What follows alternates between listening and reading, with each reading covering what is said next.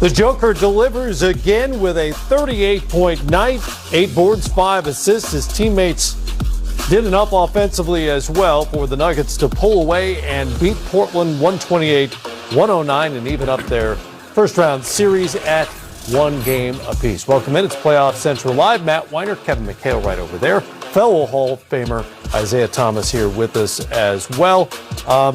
Portland, you know, despite 42 from Damian Lillard, 32 in the first half, couldn't keep up offensively with Denver and for the most part just couldn't get stops all night long, which has been a problem this entire season. What for you, Zeke, changed from game 1 to game 2 to change this result so significantly in favor of the home team? Well, you saw better ball movement from Denver, more aggressiveness on the defensive side of the ball. And they really got into Portland and made them do some things they didn't want to do. Dame was great because he was able to create his own shot. But I thought Denver's aggressiveness, their defense, and the way Jokic moved the ball, but also just the way they were able to get in transition and create off turnovers really gave them the edge tonight. Yeah, I thought Jokic is not getting double-teamed at all because they didn't want Jokic to pass. Right. They had 1 assist the first game. He only had 5 tonight. So when you don't get double-teamed, you go to work. And so you see, watch, you're going to see a bunch of 4 and 5 dribble moves. And he's been making his normal shots he does make. But, you know, when you have the ball in your hand and you can make 4 and 5 dribble moves, that's like playing out in the park with your buddy one-on-one. I mean, that's just way too much to give him that much space. Right. And I think, you know, you got to take something away from great players. But and I don't think they want to double team him. But I look at the rest of the roster and I say, can those guys make enough shots, even if you are double teaming him? I just don't think you can let that big fellow just play one-on-one like that. I mean, there was multiple times he'd dribble here and he'd stop and spin back over here, then go back over there, and everybody stood hugged up. And to me, that was a big thing. It worked well in game 1. Took the assist. It's taking the assists away from Jokic, but he's just too good to give him that many dribbles. Especially if he knows it's coming. Yes. He probably had an inkling after what happened in game 1. Denver much better from the three-point line tonight. They knocked down 12 of 28. Portland was great from the three-point line, but they also turned it over 21 times. And again, Zeke, you have to look to the defensive end when you think about Portland and their chances to make a long-term run in the postseason. They were second to last in defensive efficiency in the regular season, and tonight was one of those nights where they just didn't get a lot of stops.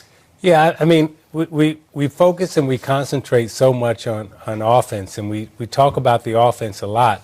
But at the end of the day, defense wins championships. And, you know, what Portland has is they got great offensive players, but at some point in time, if they want to take the next step and advance to the next rounds and become a serious championship contender, they got to become a great defensive team. You know, we had some contentious moments in this game as well in Colorado, some playoff skirmishes early on in the series. It's only game 2, and these two are already at it. A number of occasions where guys were in each other's faces early on in the game. See Campazzo getting in there between Nurkic and Austin Rivers. Nate Tibbetts, assistant coach, wound up getting a technical foul for this gathering near midcourt. You can tell the league hasn't hit anybody in a long time because Nate Tibbetts can run it up to like he was 7'2" or 3, and that dude is about 5'9". So I think one good pop stops a lot of that stuff. So Carmelo knock over Jokic there. Jokic didn't really react to it, but referees took notice. And then this Facundo Campazzo just absolutely baiting C.J. McCollum into what they call a flagrant one. I thought that'd be a dead ball technical, but they called it a flagrant one. And then Jokic teed up on the sideline after a foul he didn't like. There were a lot of free throws, a lot of fouls called in a very, very choppy game. For you guys, you know, having played in so many playoff games and coached in so many playoff games, how does it affect the game itself when it is as choppy as this one was with a lot of stoppages, a lot of whistles? I don't like a lot of stoppages when you're playing and coaching either. It ruins the rhythm of the game. You know, hey, you're not going to like each other. It's the playoffs. You play each other every other night. And I'm actually liking that. It's the second game. You've already decided you don't like each other. You're not going to like each other in 3 more games. Might as well start it now. Why wait till game 6? Well, why wait till game 4?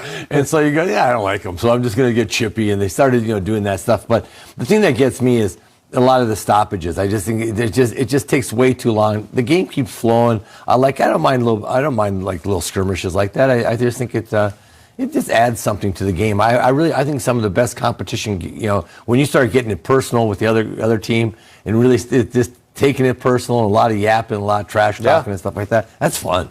It's part of what makes the playoffs great. And Zeke, in today's game, for the most part, we know nothing's really going to happen, right? They're going to gather at midcourt. They all know they can't have a real fight because that means suspensions and for a year and unbelievable fines. And suspensions mean games lost in the playoffs.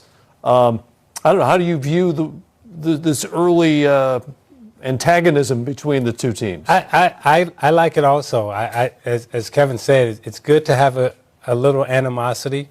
Sometimes it's best when you have a lot of animosity. Mm-hmm. Now, how do you control and play with that and use that animosity and that emotion to get a basket or stop someone else from getting a basket?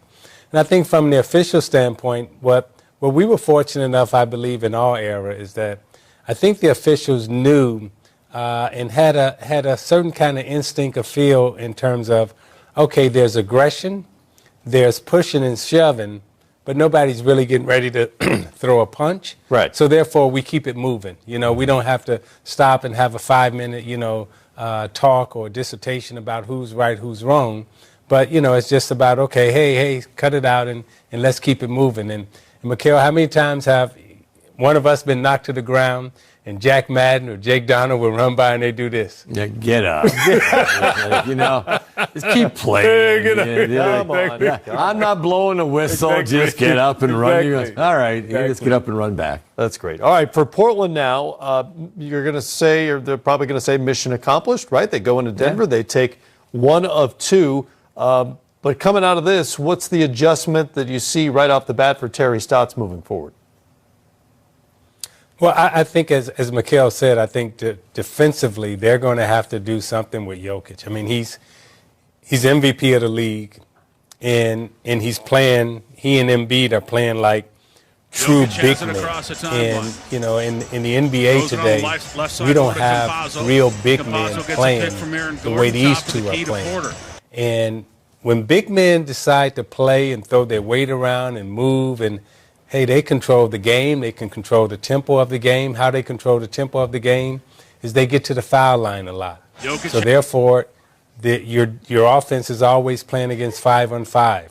And then when they start leaning that weight on you and putting that weight on you for 4 quarters, that wears you down too. So guys like Jokic and Embiid, as Mikhail was saying, you have to double team those guys because they become so disruptive because they get you into the penalty early. And before you know it, every time there's a foul, somebody's going to the line and they just, knocking down free throws. And before you know it, you're down 10.